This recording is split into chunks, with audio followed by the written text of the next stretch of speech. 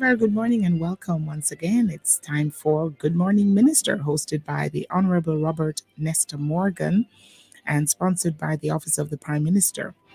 Our guest today, the Honorable Floyd Green, Minister of Agriculture, Fisheries and Mining. Good morning, Minister. Hi, good morning, Nadine. How are you? Welcome to your listeners on Love101 The Family Station. And also, Nadine, thank you for always being here with us. Even sometimes you disappear. Well, I'm Robert Nesta Morgan, and I would like to say, good morning, Minister. Good morning. Good morning, Mr. Morgan. Good morning, Nadine. Morning to all listeners of Love 101. I'm very, very happy to be here. So we have the Minister of, let me see if I can remember it, Agriculture, Fisheries, Mining, Yes. and St. Elizabeth. That's all about right. Right. But before we go into the festivities, we always like to start off our day with praise. Yeah. Nadine, what do you have for us this morning? we're going Mississippi Mass Choir. You go all the way to All old the way, Mississippi. 1993. Nice. And I heard Minister Floyd humming a song a while ago. I was Absolutely. like, wait a minute. Absolutely. But this one is Your Grace and Mercy. So do enjoy.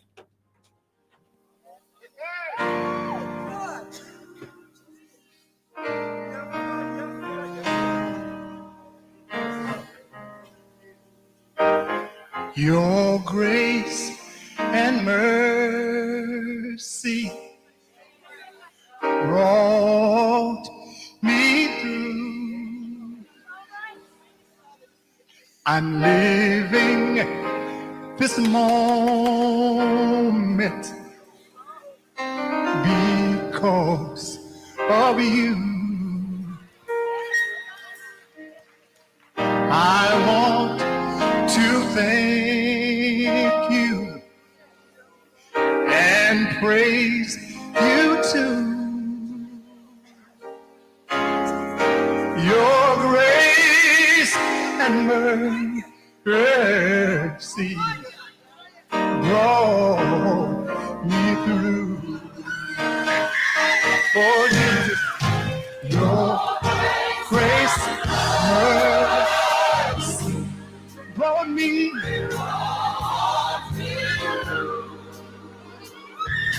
I'm living this moment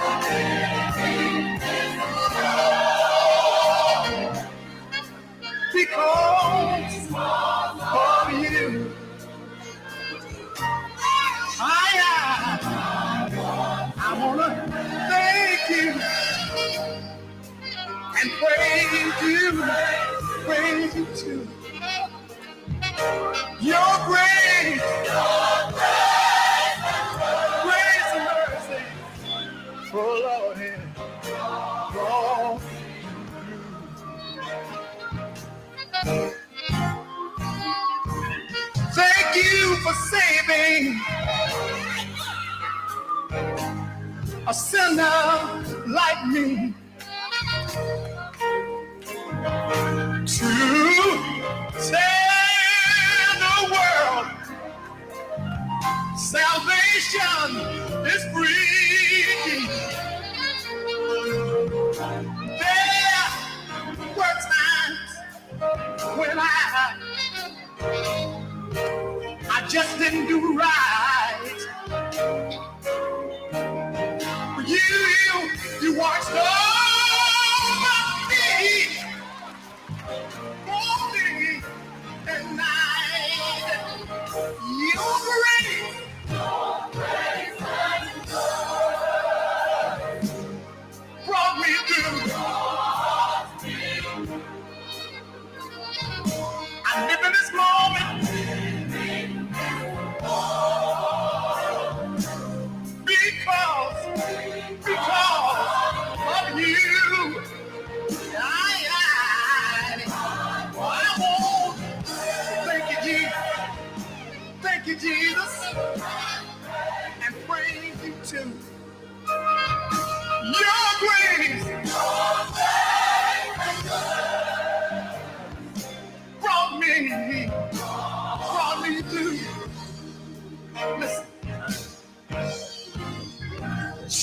brilliant. We need to have a church session. Like one of these Wednesdays, we need to bring in a pastor. We need to cleanse the nation of all the negatives, you know. Because I mean, we talk about like so many good things here, you know. I think we need to have a special edition, Nadine, where we just play some holy music and enjoy the gospel. You heard it first on Love 101.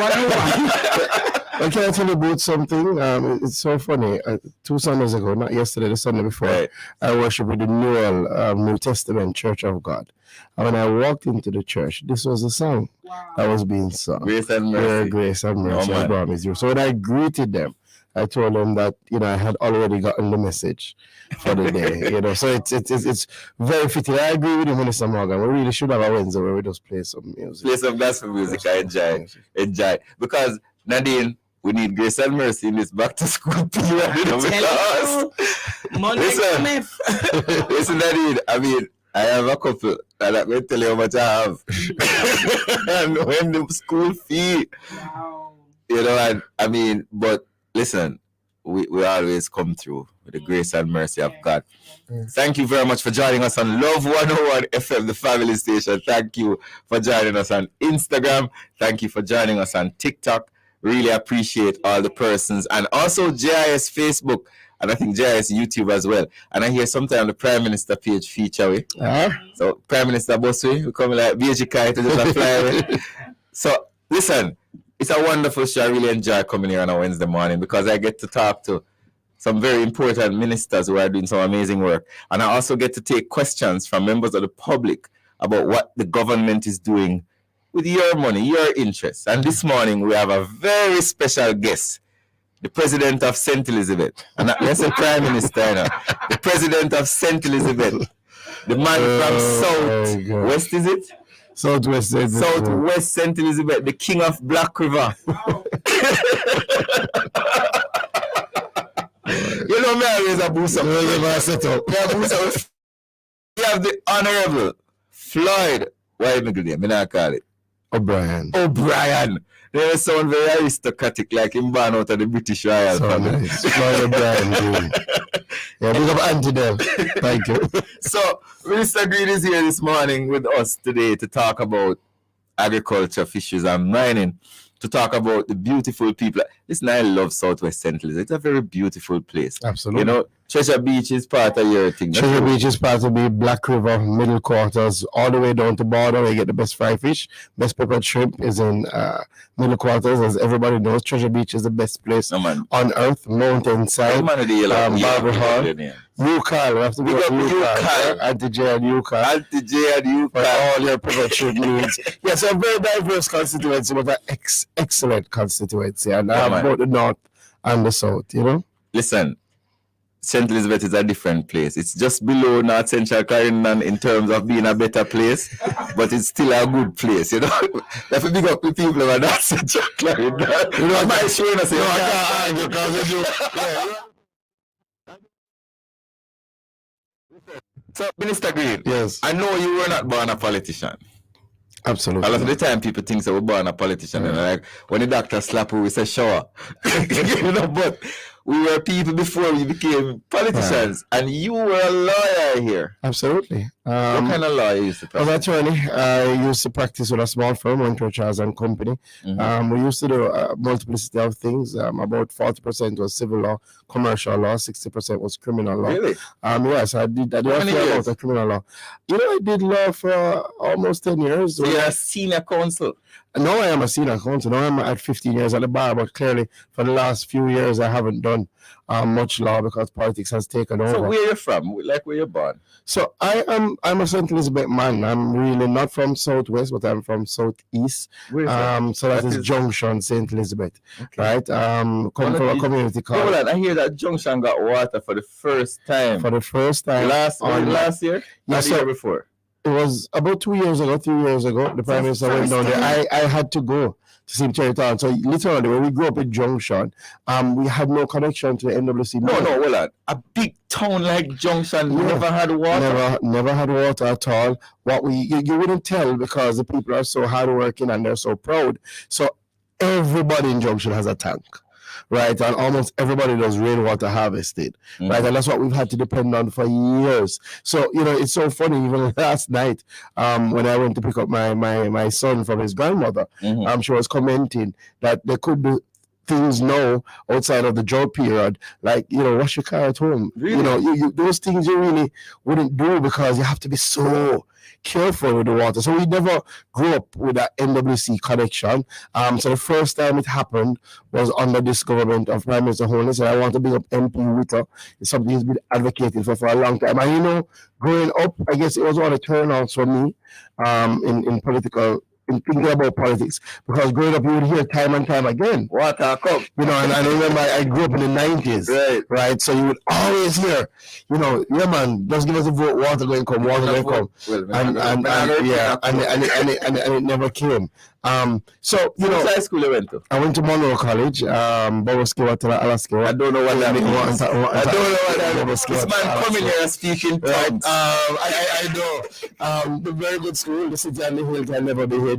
Boys' school in St. Elizabeth, Southeast St. Elizabeth, and I had a wonderful time. I also molded by Monroe. It really gave you a great framework. It kept you humble. It made you ensure you focus on the real things in life. So I was not interested in politics for a very long time. I grew up in a non-political household. So what made you My decide? people never spoke politics. So what made you decide to come in up this politics thing? Like people are cussing everything. Oh boy, I think so. There are a couple of things. I guess it was a journey. I went to UWI. When you go to UWI now, clearly have more political conversations. Right. So I had to start researching because people would literally ask you.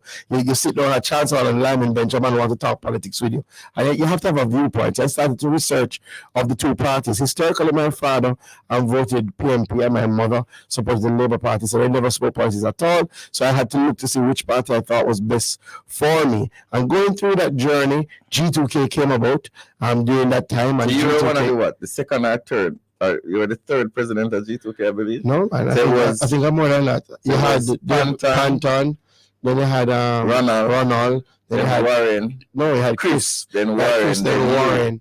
Then Delano. Oh, Delano. And then remember I went away to Barbados. Oh, yes. So even when I joined G2K on campus, I started to work and I started to get involved in service at the Guild. Right, so I was cultural affairs chairperson. Yeah, man, that was. So you did at the party, man. I was cultural affairs chairperson for the hall, for the block, for the Guild. Yeah, to select to me. Yeah, that was me. 100%. Again. Oh, I've had a number. When I was in Barbados, we had a song called Red Hat. When I got from Tobago. Big up Dexter. So people never know say Florida selector, you know? No, I was. Florida say all pull up and all of them stuff. Yeah. No, people ask me, if I do it below. And I didn't get myself into politics. Really, what would I do? I tell people I would be a selector. I'll be touring the world playing music. Right? And people say, what? Yeah, anyway. So I went away to Barbados, came back, was still not happy with what was happening in Jamaica, but didn't want to go into politics because I said, boy, it's too corrupt and all sorts of things.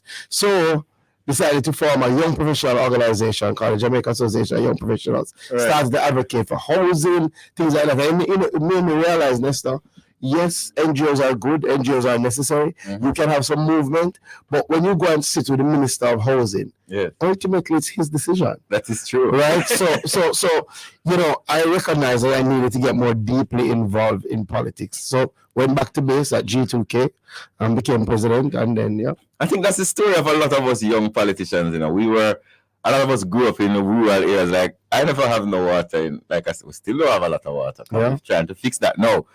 But we saw the problems and we wanted to develop to be a part of the solution. We felt that we could go out there and make a difference, and we joined, and a lot of us were inspired by Edward Siaga, on our side, and I'm sure on the other side they may be inspired by another leader over there. Because and I never make the assumption that people enter politics for negative reasons. Because it's not an easy business. I know when I made the decision. And I made the decision driving back from St. Elizabeth 2011 after the Jamaica Labour Party lost the election. So clearly I've always voted.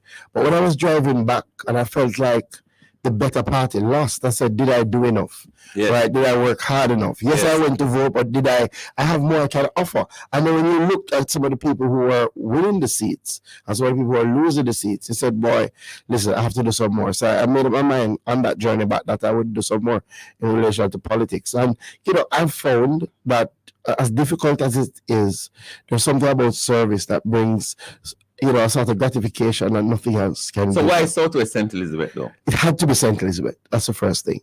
It had to be St. Elizabeth because I believe you must serve where your passion is. Mm-hmm. And, we won't argue about it, but we have the best people. We're the best place on earth. I know at least 62 constituencies. That would say that. Yes, challenge. So I said to myself, firstly, that it had to be St. Elizabeth. What's your favorite place in St. Elizabeth? My favorite place in St. Elizabeth is Treasure Beach. The fish or the conch? No, it's just a peace. Just a peace of mind. It's a place that even before getting into politics, I used to go just to wind down. It's just a peace of mind. But, in terms of gems that people don't really probably look at enough, I love Parity. Parity is exceptional, and it's the best gateway to Floyd Pelican Bar. If you haven't been there, go. Pelican Bar is the one in the sea. It's the one in the sea. Oh, you reached it though. You take a boat? Take a boat. It's about 10-15 minutes, right, from Parity. Yeah, man. It's a nice location. Clearly, and I love YS Falls. And then Dunderhill. Dunderhill is originally where I'm from, where my grandfather is from. It was very cool, very nice. Some of my favorite places. So if a Jamaican wants to spend a day in St. Elizabeth, they reach the border, your place, which is Middle Quarters. Yeah, big New Holland. Where would you tell them to start? First thing, you have to have a picture in Holland Bamboo. If you don't have a picture in Holland Bamboo, if you come Holland Bamboo, you have to have the bamboo. Yeah, you have to have that iconic picture that is on the border. So that's actually JC. That's actually JC. I start at the end. No, but in St. Elizabeth, we see ourselves as one. So we have to give you the tour. So you have to take the picture in Holland Bamboo. Right. Then you want to head over to YS Falls, right? If you're in YS Falls, might as well. It depends. It's a good tour, even if you don't consume the beverage, right? So you can go to Appleton, right? A lot of history. So the Appleton estate is in your house? No, but it's 1 cent best. It's 1 cent best. Everyone who stick to my constituency, all right, no problem. So firstly, you would stop at Middle Quarters, get some pepper shrimp, right? You call or in the square. I want to deliver them around the corner. Yes, absolutely. Get some pepper shrimp. You have a man with some cold goat around the corner, the man. Yes, that's right. I do have roadside. Oh, Billy. Yes. Billy have a wide. Me know the place. No, I really have a wide. So you stop at the pepper shrimp, but you stop at Billy if you don't want shrimp. But then you go down to border, right? Because if you're not going to eat it then, you need some fried fish and bami to take back home. That's a border. That is border. When you leave border, then you're going to head to Black River. You're going to go on the safari. You're going to see the crocodiles. You're going to see what is happening there. Wonderful tour, great guys. You're going to leave the safari, then you're going to head to Pelican Bar. We're going to finish it. No, man. You're not afraid of all crocodiles are well trained. No, they come every day. I mean, seriously, crocodiles are well trained. So where you are after the safari? Leave the safari, right? It depends. If you don't eat the fried fish yet, you can anywhere on Crane Road, wonderful restaurants, Cluggies, Sandbar, Las Vegas. Then you're going to go to Pelican Bar. So you're going to go to Parity, take a boat, you're going to head out into the sea, or Pelican Bar. Then you're going to come back from Pelican Bar, then you're going to head over to Treasure Beach. You see much things? Yeah. One day. Then, one circle. When you reach Treasure Beach, you're going to say, no. You're not going to have to leave after you're there. No, that's the point. You're going to say, there's still too much to see. You're going to stay around the villas.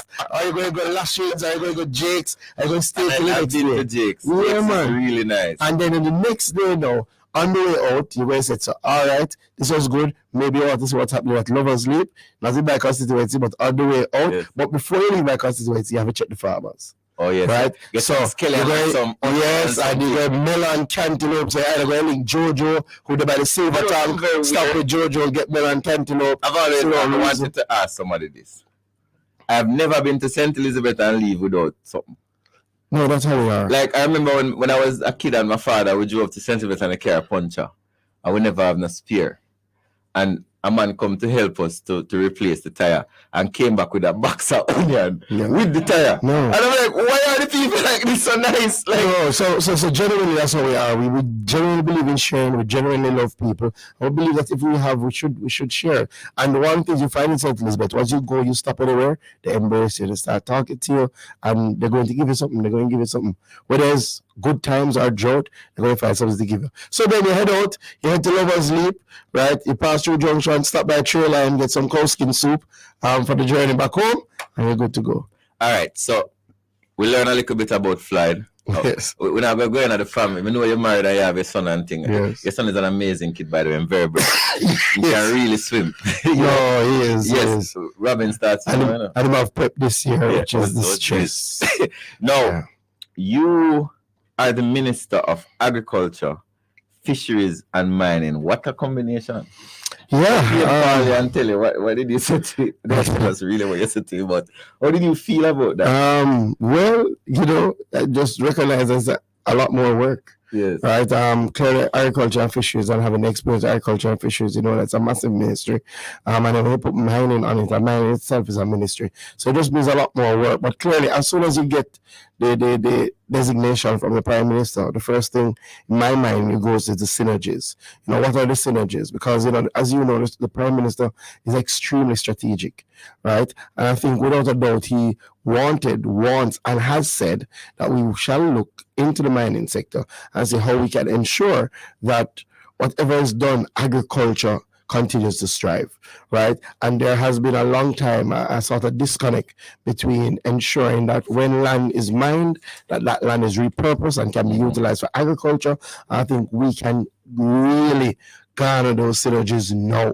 And I think that was one of the things on the Prime Minister's mind. So before you go any further, remember you can call us at 968-8327, 968-8328, or you can WhatsApp us at 876-997-3125. So Floyd, I can call him Floyd, come bridging.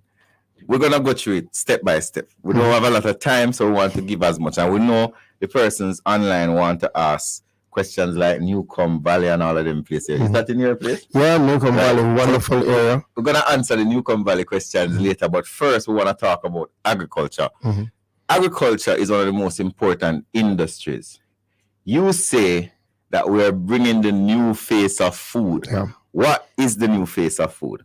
It is very important that you clearly articulate a vision for agriculture and that people know the fundamental pillars that you're looking to move agriculture through. Right. The new face of food is that. So FACE is an acronym. It highlights the pillars that we're working on. F would stand for food security, and it's very critical. I think we all saw it during COVID-19. The big question, can we feed ourselves? How will we feed ourselves? If something happens and the world shuts down, what are we going to eat? So that's one of the fundamental things that the Ministry of Agriculture is focused on to ensure that we are food secure. The other areas are agribusiness development.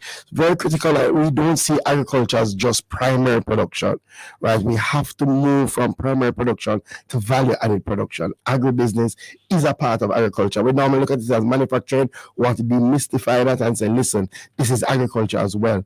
Climate change is real, so our third pillars ensure that we bring in climate smart technologies, especially for our small farmers, so that they can better resist what is happening. For example, right now, we have gone through our worst dry period on record in the history of Jamaica. Hold on. That's not true, is it? Yeah. So let me pause. Yeah. When ministers come here and they say things and just run past it, we have to stop them. Yeah. You're saying that the drought that we just had is the worst drought in the history of Jamaica. I'm saying it's something that Minister Samuda and I have been looking at, and this is Matthew Samuda. Since October to March is our driest period on record in the history of Jamaica. Since records have been established. How have you? Right? And I understand, because I guess you thought there would be probably more dislocation. Yes. But what we have been trying to do. Previously, when rain fall, water lack off all over the place. I mean, a lot of us in rural areas have water challenges. Absolutely. Accept that. Absolutely. But when back in the day when you heard the dam is down to 20%. Yeah. So what we've been trying to do right across government is to be more proactive and to face some of these things head on. So, at the Ministry of Agriculture, so for example, we are now on our second drought mitigation strategy. We would have done one earlier in the year, and when I became minister, I looked at it and I realized that the drought was not dissipating, that we are seeing elevated temperatures. So what have you done as the minister? So we brought in an additional drought strategy of $104 million, right? Not just to look at how do we treat with it this year, and some of that is in there. So clearly, allocations for the trucking of water, allocation for provisions of mulch, allocation for the provisions of seeds, but also how can we be better able to treat with it next year? Because we could go down to brass tacks. Yeah. So 100 and how much you said? $104 million.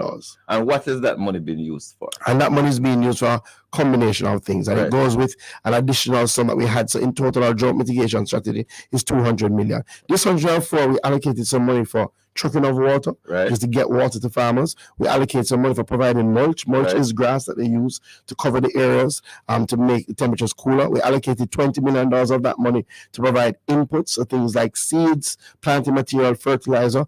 And the vast majority of that money goes to two things. We have to purchase some trucks. So you're, Right. you're purchasing We're trucks. purchasing trucks, and this trucks is for... I'm happy to announce that one truck has already arrived. Okay. So we plan to commission that truck shortly. $48 million is going towards the purchasing of 3 trucks. What happens during the drought is that we have to be competing to get private truckers Right. who our rates are lower as government. Right. So because the demand is so high, we can't get the trucks to truck the water to the farmers. So we need our own assets in that regard. So we're going to be purchasing 3 trucks. One is already here. We're procuring 2 more. So that next year, because we can't just plan for this year. So that next year, the problem is a little less on our farmers. So that is it in relation to the 104 million. But we're doing additional things. Part of that money will be providing some drip irrigation kits, because again, when you have limited water, you have to be efficient. But a big part of that money is to identify areas that we can do harvesting facilities, right? So we're working with farmers to identify where we can do ponds, provide pond liners, so that we can harvest the water and they can use the water in times of drought. I already visited a farmer up in Malvern. Malvern normally has a lot of rain. Not having rain, but when they had rain, because he has a pond with the pond liner that rather helped him with, he could be planting straight through this dry period. Somebody must ask you about the yam price. How would that? Yeah, so one of the things that people will see, Yes. one of the things that people will see are elevated prices, Right. Because the reality is that there has been declines in production. So is Jamaica alone have that problem? No, all over the world. All over the world. If you just have to Google it. I like they can't afford vegetable in some places in The the UK. EU is having a real challenge, Yeah. right? India has put on taxes. I don't know about And they stop it, and the ban the export of rice. Of rice, Right. onions, Right. A number of the vegetable lines, because these elevated temperatures are not just Jamaica. So you're saying that on a global scale, because of the changes in climate, food prices globally are going up. Food prices globally have gone up. Right. And that's all over the world, especially in the developed world, because they have gone through also their worst droughts, and also higher temperatures. Average temperatures have risen, which is making it harder, especially for outdoor open So how field are the farmers. Jamaican farmers coping with the higher temperatures? It's tough, but the ministry continues to work with them. So we have seen declines in production because of the higher temperatures. So we have seen declines in production in the first and second quarter, and we do project that there will be a decline in the third quarter. The good news, Nestor, is that last year, 2021, we had our highest ever production on record. Really? Yeah. For the first time, we passed 700,000 tons of local production. 2022, we passed 800,000 tons for the first time. So even though we're seeing declines, we're back to like 2019 levels, right? So you are seeing movements in price, especially in things like yam, because a number of our yam planting areas do not have access to water, and we can speak about what we're doing about that, right? So you will see increases in yam, increases in our vegetable lines, right? The good news is that we have gotten some rains, and also our drought mitigation program is reaching some of our farmers. So a lot of our vegetable farmers are back in planting mode now, and their short-term crops. So in another month or so, you should see some dissipation. But you know, one price. of the things I wanted to touch base with you about agriculture, I remember during COVID, the entire agriculture sector in South Central, or at least most of it, had to shut down. So, I think we probably haven't spoken enough of how we were able to keep our agriculture sector alive, because the fact that we still have an agriculture sector now is a testament to the work, quite frankly, of the ministry and the government. And this is because we got $1 billion support so that we could do things like literally go into farms, buy back produce, and redistribute those produce. Remember, so like you bought the produce from the farmers. We created a market for the farmers. The government did that. The government did so that. You would have gone into like Southfield and bought all over, and all farmers market and all over. And then we kept, as you said, we kept farmers market all across Jamaica as a way to resell those products. A lot of people don't remember. No, so when I tell you that we moved, and when you look at it, Nestor, we moved from a significant decline in 2020 to our highest growth ever in 2021. I tell you why that happened. Because the farmers were assured that the government was providing a market. So people could go out and plant. And then we followed that up with the highest in 2022. So we really, our interventions in COVID-19 really worked and kept our farmers afloat. And again, what they're seeing now is that we're intervening to work with our farmers to ensure that they can get through this difficult period. So if I'm a young farmer, let's say I'm a young farmer, I'm probably watching on TikTok or listening on Love. Yeah. And I just leave, let's say, high school, or I leave KS, or I leave UA. I don't necessarily want to go into the corporate world. I have access to some land. What can I do to become a farmer? All right, a couple of things. The first thing ideally you want to do is to see what the land is ideal for. So you want to reach out to RADA. You want to have a team from RADA come. And there's a parish office in every. There's a parish office in every parish. Right. So clearly, reach out to your parish office and see what is it good for. Now, on the new phase of food strategy, we have already identified some crops that we're going to be providing special support for. So we're going to be providing special support for yam, special support for sweet potato. And what do you mean special support? What do you Special support normally means we include them in our production incentive program, so you can get like planting material, fertilizer, some of those things free of cost. So the young farmer can, if he fits into one of these products, can get help with technical support, can fertilizer, get seed? planting material. Yes. So that's for yam, that's for sweet potato. We're targeting some orchard crops. You would love to hear this, Aki. Right? You know that. let me fix my jacket. North Central Clarendon is the largest exporter of Aki in Jamaica. That is true. So if you're eating Aki now, chances are is our people make it. That is true. So we want to, we're just scratching the surface with our Aki exports. So Aki, breadfruit and mangoes. Yeah, man, breadfruit is big business. Our Do you know that crops. people even, it's not like soursop leaf. People are actually exporting soursop leaf. Absolutely. I never knew that, And the other two areas that we're focused on is our small ruminants, so goats, sheep production. I don't know if you know, Nesta, but well, clearly Jamaicans love curry goat. Right. But, They're even selling the gravy now. 80% of what we consume as curry goat is not actual goat, is imported. So hold on. You always like to say these things and run with it. You're saying that 80% of the goat that we consume in Jamaica is not grown in Jamaica. Is imported, and the vast majority of importation is not goat, it's actually mutton. Right? So you mean you might be thinking you're getting a goat? Yeah, a lot of the time. So So hold on. So you're telling me then, Floyd, that more of us need to go into goat? 150%. And that's why we have a small ruminant program now. And what the government can do for you if you're interested in goat rearing is that we have an artificial insemination program that is free. What we need now is better genetics, right? We want to see bigger goats that take less time. So what we are willing to do is, if you have a group of farmers, Nesta, you can reach out to the Veterinary Services Division. Anybody listening to this, you can reach out to the Veterinary Service Division. We can provide a team to come and artificially inseminate your goats so that you will have better breeds, and all of that is done free of cost. Free of cost. So hold on.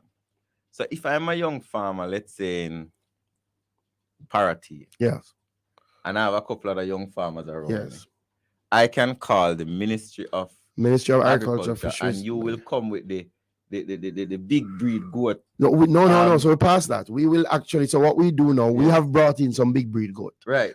We have extracted the semen from that big breed goat, and we will come now. So it's a scientific approach. We will do that insemination for you free of cost. The semen is free. The expertise is free of cost, because we want to expand our goat population significantly to treat with the fact that we are importing so much. But is there any other product that we import so much of it? Significantly, and I'm going to go to another one. We do import a lot of fish. I don't know if you know. Really? But millions of fish is imported. So that is why we're trying to push a greater reliance on freshwater fishing. And I'll speak also what we're doing for the fishermen, because we did announce a fisherman's incentive program.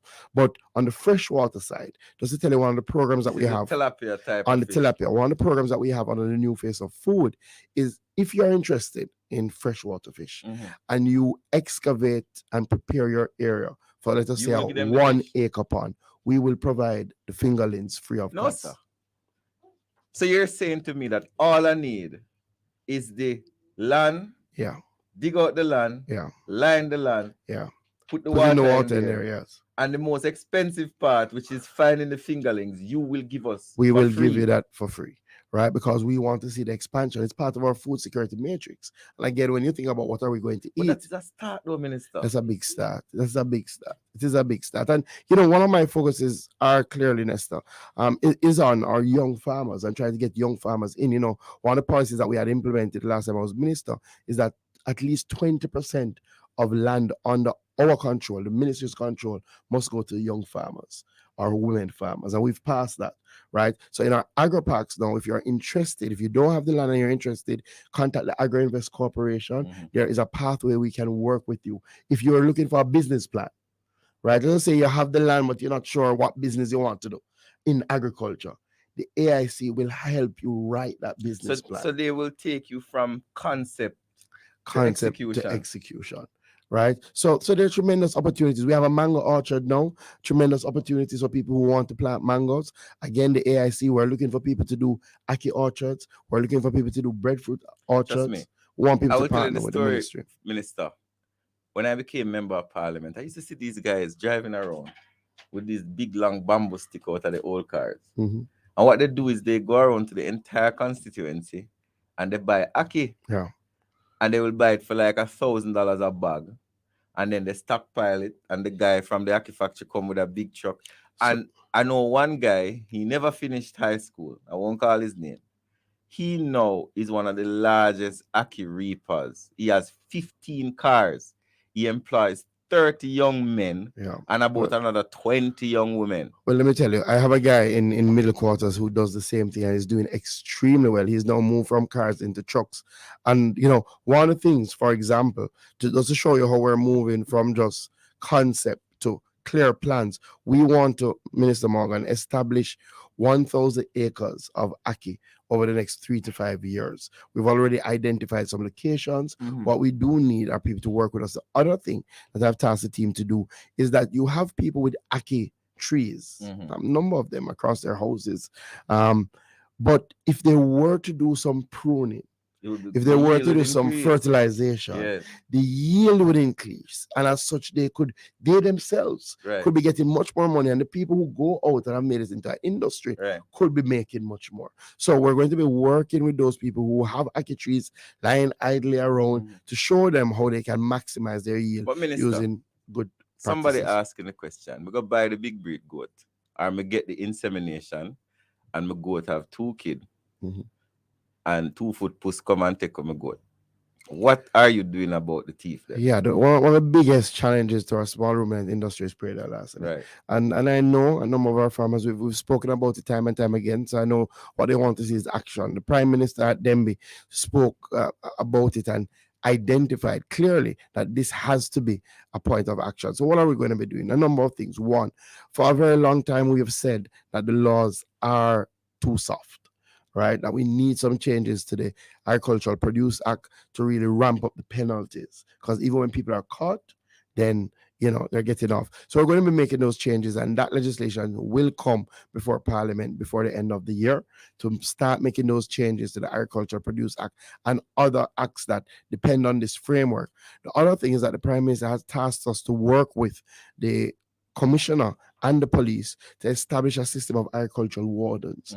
What we need are more boots on the ground. We had started building out where in each division you have a predial lasting unit that's staffed and that has the resources so that they can respond. You would have heard from the Minister of Foreign Affairs, and sometimes we don't see the connections, but you would have heard from the Minister of Foreign Affairs that they've been able to speak to the Japanese. We're going to be sending some, absolutely, and a number of those are going to go into our predial support system so that we can give our police better ability to adequately respond. So one, we're going to be putting more boots on the ground. We're going to be strengthening the laws. We already have the unit out, and I've tasked Minister Witter to go into communities to work with farmers groups, because there are some things that we can do to sort of harden our own plots to ensure that it's more difficult.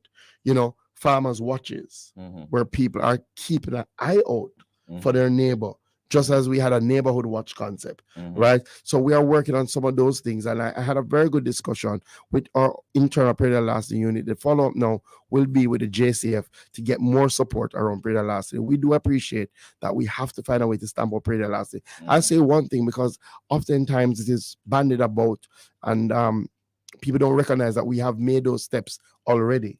So predator lasting was included as one of the offenses that people can be charged under the anti-gang legislation. Really? Yes, because we have recognized that there are some gangs organizing around predator larceny, because there has been a robust meat for gun trade.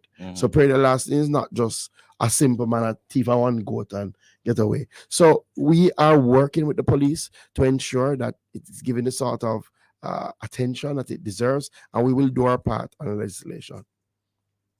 So we've dealt with aspects of the agriculture portfolio, the main part, but there's still more to talk about. But we're not gonna have a lot of time. Yeah. So I want to go to fisheries. Yes. So one of the things that I want to institutionalize is a fisheries incentive program. So just as we have a production incentive program for our farmers, it's very important that we help our fishers who've been there for a long time, who continue to go out and provide for us with the tools to retool.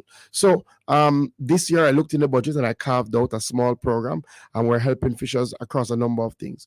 We're helping fishers who want to go further out to do deep line fishing by providing them free of cost safety devices.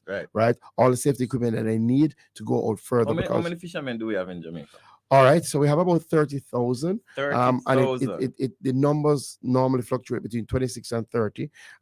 In terms of fishermen that we have registered, we have about 26 registered, but we estimate that there's about 4,000 that is unregistered. Of that 26,000, in terms of people who regularly come and get their licenses, is there a benefit to registering? Well, it's illegal to fish without having a license. And as such, you have to register and you have to get a license, right? What we do find is that while people register and get the license the first time, a lot of people don't renew their license. We're about 10,000 of the 26,000. So we have a new program that we're bringing out to make the licensing process a lot easier. We have to have a whole program about that. People will not have to leave their neck of the woods to come into Kingston to license anymore. Right? So we're working on that. Your team will actually go to Woolaba Beach, it will go to Treasure Beach. Yeah, and you will have online capabilities. Oh, really? Where you can do everything, apply, pay everything online. What is the most, you might not know this, but which fish is the most popular fish in Jamaica?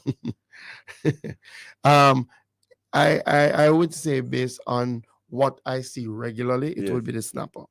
Right? It's not parrot. It would be the snapper. But the chicks are parrot. Well, I would say, some people eat parrot, some people eat snapper, some people say, me no want a parrot. Let me tell you what I would say. Yes. The people who eat parrot are parrot fish eaters. In other words, them don't have any, them don't have any, but Nadine, what kind of fish you like? You're a parrot girl. Yeah, but definitely by far in terms of what you see availability of the snapper. But what is important is our practices. We have, unfortunately, over the years, had poor practices. So a lot of our near shore fisheries are depleted. Is conch coming back? Significantly. No, conch is back. Because I know we did have a big problem with conch. No, so we had closed the industry to ensure that the industry could survive for generations. The industry is back. And as it is now, the conch season is closed now. Right. So this is a good opportunity to say. So which season is closed now? Conch is closed. Still? Lobster is open now. So when does conch is closed? Lobster closes next year. Okay. Right. If you see people who are selling conch, report them to the National Fisheries Authority. Because you might kill the conch industry again. The reality is that we need to keep the industry alive. Right. We close it now because now is the breeding season. right? And that is the regeneration of our conch stock. Right. So it's very, very important. So yeah, so we have provided some incentive. We provided fuel incentive. We provided some line incentive. We provided safety, and we're doing small grants for young fishers. So young right? fishermen Can who want to access, start in the business. yeah, or who have been in the business for less than 3 years, Okay. right, can access a grant of up to $150,000. How Yeah. much for your engine? Um, Engines are very expensive. So that can help them to buy That an can help engine them or towards to repair the boat or the buy purchase. some line. Absolutely, absolutely. But we are So looking you at have a program in the main agriculture ministry for young people, and you absolutely, also have one in the fisheries industry for absolutely, young people. absolutely, because we have to look to how do we regenerate these sectors. We have a lot of fishers who have been around for a long time. How do we ensure that their children want to get involved in the Do industry? fishermen have insurance now?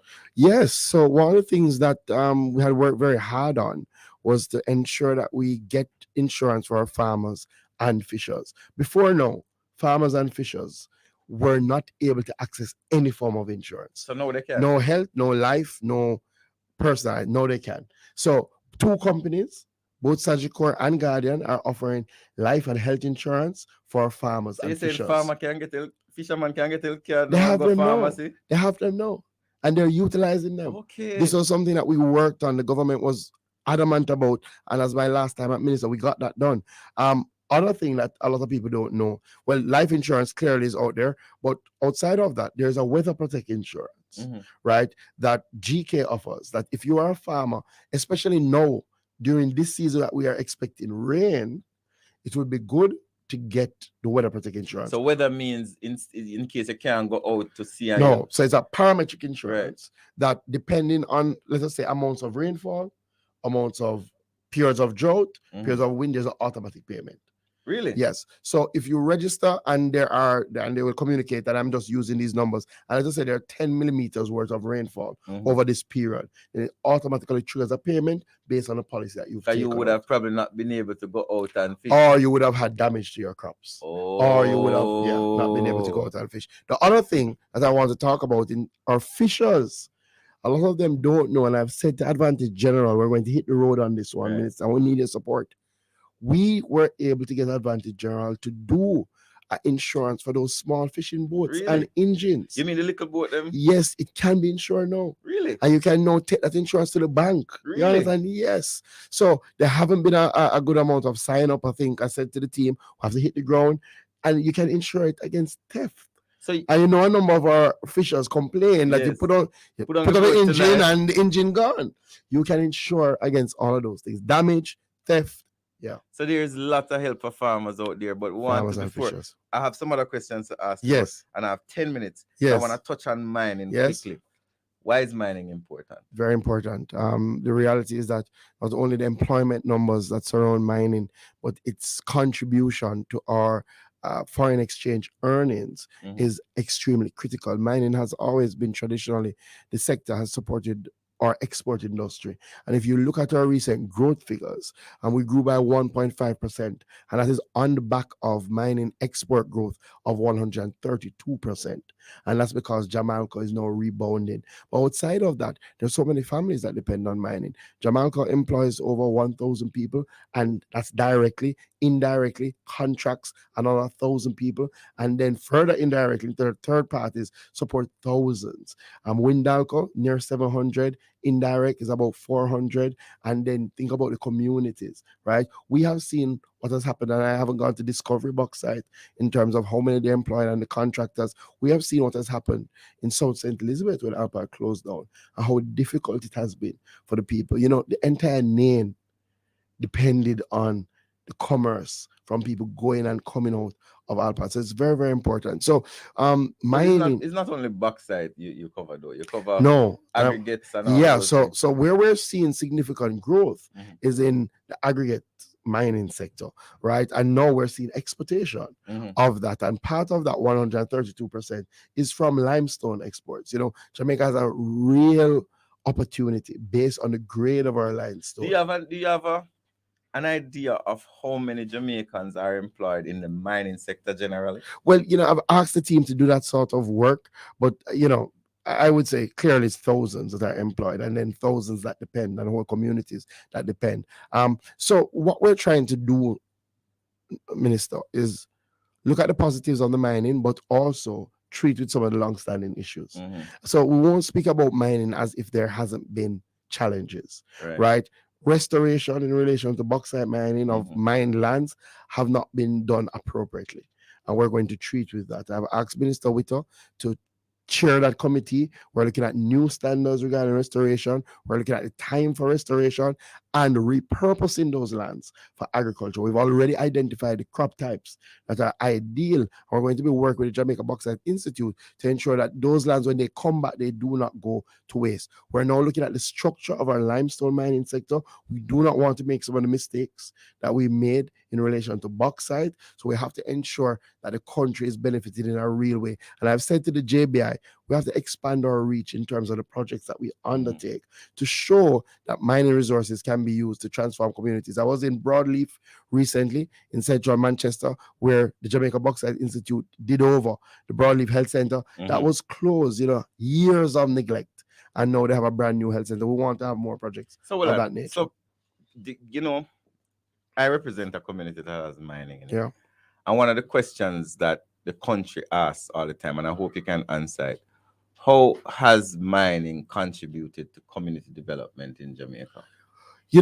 I think I was speaking to the Minister of Finance, and it's definitely over $4 billion United States dollars that has come into Jamaica's coffers. You mean tax money? Yes, over the years. 4 billion. 4 billion. No. What have governments used that for over the years is where I think we've fallen short, quite frankly. This government is determined to ensure that communities feel that money. But outside of that, the truth is, if you look around, there are schools that were built through our mining sector, play fields, sports complexes, community centers. Almost in every parish you can identify a school like Stets as a direct beneficiary of the work of Alpart. So the truth is, there is a lot that we can point to, but there's also a lot that has been left to be desired. And what we have to do is put the community first and foremost. We have to ensure that community councils are working, that they're active. We have to ensure that the JBI is on the ground. So we have 5 minutes, and I want to go back to some of the questions. Yeah. First question: how many children did you assist for back to school this year? Oh boy, we are still counting. I'm at 1,200. Oh, so you beat me yet? Yeah, man. To be honest, no. All right. So and we have it disaggregated. So from our office each year, we average about 1,300 kids that we assist with back to school vouchers and also with tertiary support. Remember, I also started the Grow with Green Scholarship Fund, right, where we give a little extra. We put about $1 million and 1.5 million towards that. That doesn't count the back to school treats. And I can tell you, we have had 3 treats now, and we have touched at least 700 children, right? And we have 2 more on Thursday, and we have some over the weekend, and those is support in terms of actual books and bags. So, the numbers are tremendous that we help in relation to back to school. All right, so you've helped over 1,000 kids with back to school. When is Newcomb gonna get light? All right, good question. We've had a number of areas that still don't have electricity, have never had electricity. Very difficult scenario. Unfortunately, there was a delay, but we've started again. So we just did an area in Bacon. We just did an area in Flagaman. They never had electricity. Electricity has been run now. Next up is Newcomb Valley. Newcomb Valley has already been costed. All my friends in Cooley Corner Lane, as we call it, that's where we're coming next. And then there's Luana, Kilmore, Luana, that needs some electricity as well. I have about 4 more communities. What about Lewistown Lane? Yeah, Lewistown Lane is one of them as well in that Newcomb Valley area. Okay. Bounty Hall. Bounty Hall. Is water light is the problem? I don't know. Don't have to tell me somebody a bit more. Said Bounty Hall on the live. All right. So the next question is, what are you gonna do to save Jamaica Red Port? Minyard has made a rebound. Right. When I just went to the ministry, I was very concerned, right? I want to commend the Agri Invest Corporation. If you came to Denby this year, you would recognize that Mina took almost all the prizes around cattle. So that is because we've been doing significant research work to ensure that we secure our lines, not just red pole, the Jamaica Black, which is the most difficult one, and the Braham. It's very, very important. So Minad is doing that work. We are working closer with our research division. The Agri Invest Corporation is working closer. We shouldn't worry about the red pole disappearing. No. Okay, wonderful. What about dairy farming? Is it coming back? On the rebound, we still have a far way to go to get back to the heights that we were. You need to remember the dairy industry. Dairy industry was at like 40,000 liters, and unfortunately, because of policy decisions during the 90s that brought in milk powder. Union. I mean, so we're just back up now from 11 to 12,000. Right. But we have some big players who've come back into the market. Surge Island is still there. True Juice has come into the market in a real way. We're working with our small dairy farmers through Dairy Development Board. You will see growth in. When are you gonna finish the Slipe Road? Slipe. Slipe is one of the most challenging roads, I'll tell you. Every year I've done some more work on Slipe. It is a parish council road. We just finished some work now. I think we have about 2 to 3 more projects to get it done. That will happen. One will happen definitely before the end of this year. We're trying to do some work on the Lacover end. The worst area of Slipe is not in my constituency, but my constituents use it. Slipe, yes. I drove it yesterday. Right. It's in really bad condition because the area is easily saturated by water. So I'm going to be working with the MPs in that area with the Farm Road program to see what we can get done. Is Moremont in your constituency? No. Okay, good. So we won't touch that. Give me 3 big things that you're doing in Southwest St. Elizabeth. Well, we're really excited for the start of the new school year. Black River High will come off shift for the first time. That will mean more contact hours. This was a project we had to do it in phases to get it done. That is now finished. And not only is Black River High coming off shift, a few years ago, I promised the students at graduation that they've pandered for decades for a sidewalk from the school leading into the town. That has been done for back to school. We've paved the road. Very, very important about that. Fort Charles will get water for the first time ever. That project is underway. So that's number 2. What's the third one? Oh, we are going to turn on water in Lancewood and Dingen. First time ever, they'll get water. You want us to give us something more? Peja Plains, the Peja Plains irrigation scheme that's been spoke about since the 1970s. Taking water from the Black River to bring it to the plains of Pedro. Right. People are out in the field now doing cadastral mapping to give people their titles so we can run the pipe through the land. It is actually happening. Ladies and gentlemen, it is now 12 o'clock. Thanks to Minister Floyd Green. I mean, so much information that he has given us this morning. Thanks to the persons on Roundhill Road towards Monroe College. You know about that? Yeah, I did my part, and Frank is going to do his part next. So Frank is gonna. Yeah, man. That's on the horizon. But I did my part. I'm big up to the people of Roundhill. They've been very appreciative. We also did some work a little bit below in Blaketown, Pedro Cross, and we're going to finish that work hopefully next week.